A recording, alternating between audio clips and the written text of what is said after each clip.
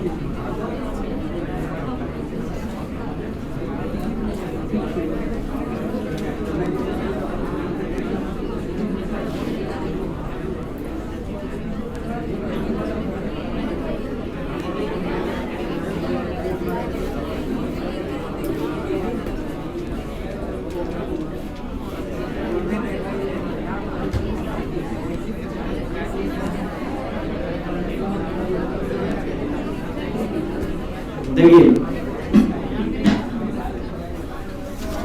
बता रहे थे कि इस रेजोनेंस को पढ़ने के लिए कुछ बेसिक नॉलेज का जरूरत है, जैसे कि बॉन्ड लेंथ। और बॉन्ड लेंथ को समझाने के लिए डिफरेंट बॉन्ड में हम पहले बात करेंगे।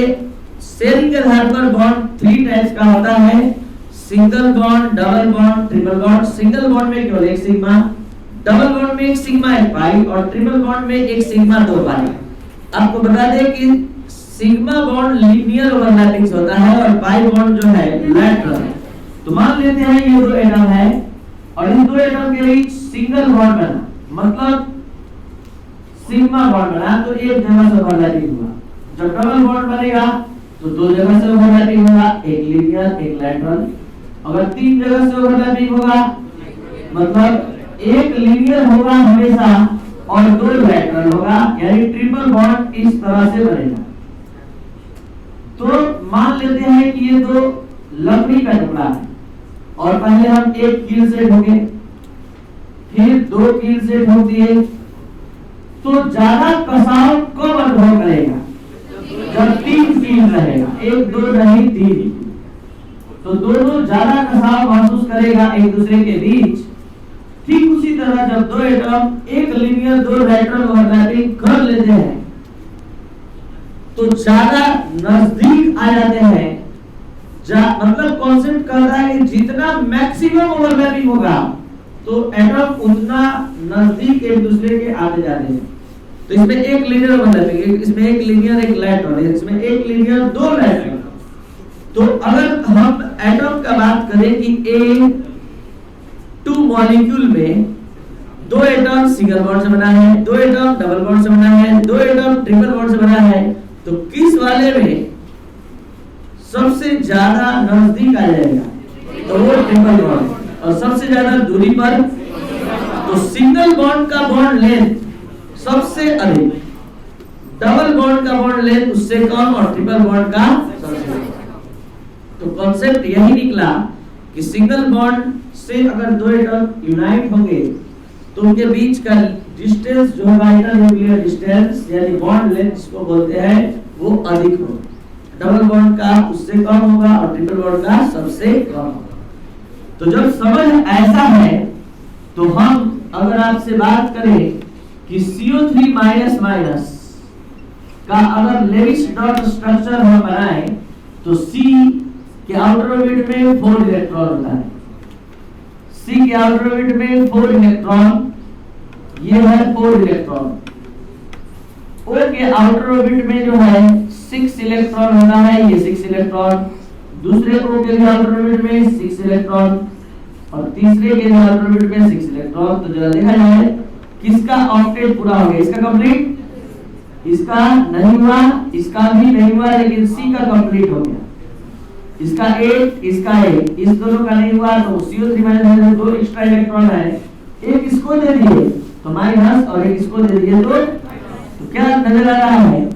नजर आ रहा है कि यहाँ पर C और O के बीच डबल बॉन्ड है और यहाँ पर सिंगल बॉन्ड है और यहाँ पर सिंगल बॉन्ड और यहाँ पर भी माइनस चार्ज है। तो आपको अगर इस कार्बोनेट आयन का स्ट्रक्चर दिखाकर एक सवाल करे कि बताइए इस तीनों CO और CO के बीच क्या बॉन्ड लेंथ सेम होगा? तो आप जितना नॉलेज रखते हैं उसके आधार पर आप 100% सही जवाब दिए कि नहीं, क्योंकि आपके पास जो नॉलेज है वो लेवी-स्ट्रॉस स्ट्रक्चर का नॉलेज है और लेवी-स्ट्रॉस स्ट्रक्चर के नॉलेज से हर स्टूडेंट बस इतना ही बोल सकता है कि दोनों बॉन्ड लेंथ यानी इसके बीच का जो डिस्टेंस होगा इसके इक्वल रहेगा। लेकिन जब इलेक्ट्रॉन माइक्रोस्कोप से कार्बोनेट आयन का स्ट्रक्चर देखिएगा तो आपको पता चलेगा, या बॉन्ड लेंथ का मेजरमेंट करिएगा तो पता चलेगा कि सभी बॉन्ड लेंथ इक्वल है। ये कैसे?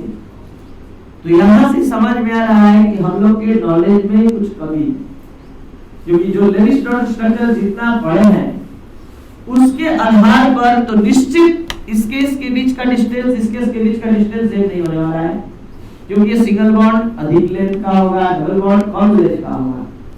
तो हम यहां से इस लेवी-स्ट्रॉस स्ट्रक्चर से ऊपर उठते हुए रेजोनेंस स्ट्रक्चर का बात करेंगे।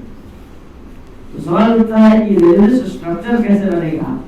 तो रेजोनेंस स्ट्रक्चर कुछ बहुत बड़ा चीज नहीं है, हमारा और आपका सोच है।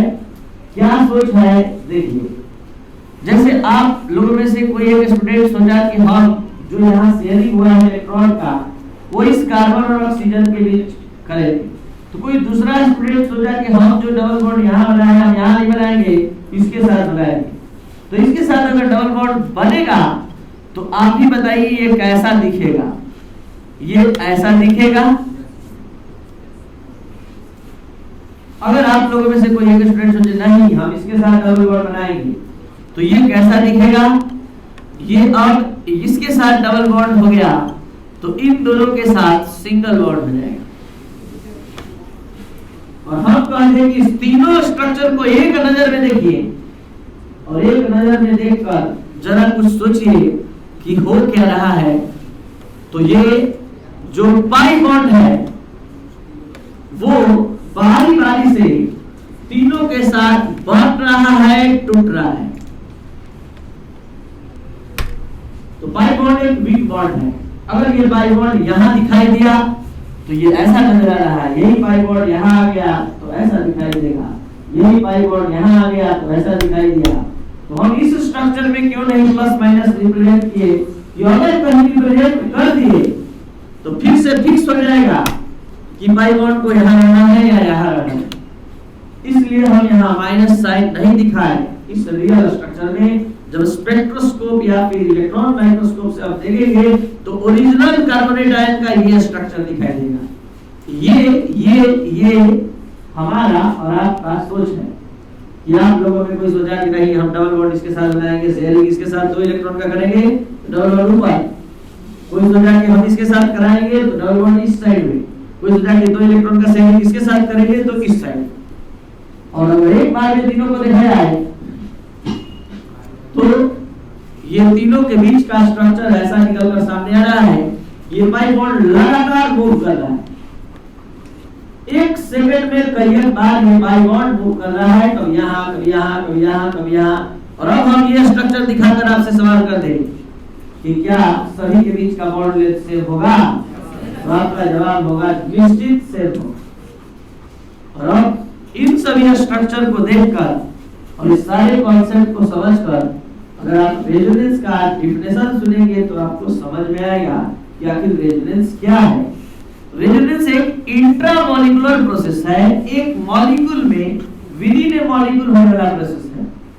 तो रेजोनेंस एक इंट्रामॉलिक्यूलर प्रोसेस है जिसमें पाई बॉन्ड का स्थान प्लेस चेंज होता है, लेकिन कभी भी किसी एटम का प्लेस चेंज नहीं होता।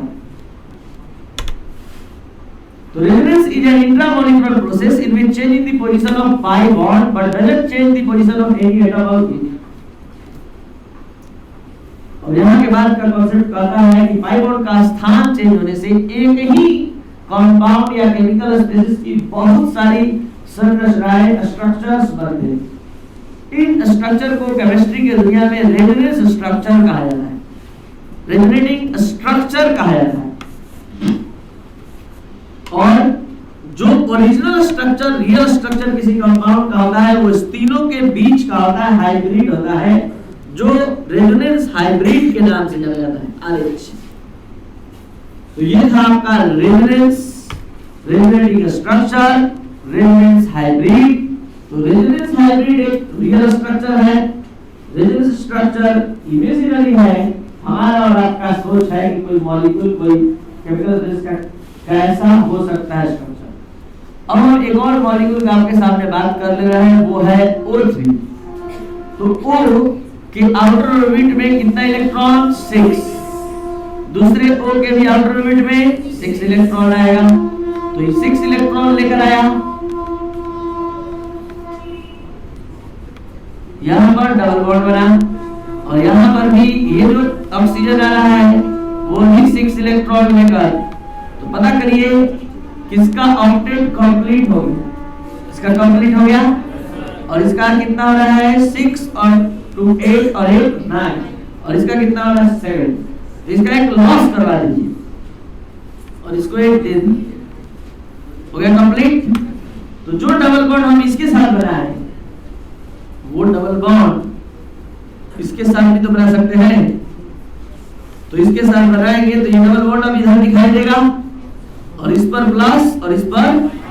और अगर दोनों स्ट्रक्चर को बार बार देखिएगा तो आपको यही लगेगा कि ये जो पाई बॉन्ड है ये बारी बारी से कभी इसके साथ, कभी इसके साथ, कभी इसके साथ, कभी इसके साथ, अगर इसके साथ आए तो ऐसा नजर आएगा, अगर इसके साथ पाई बॉन्ड है तो ऐसा नजर आएगा।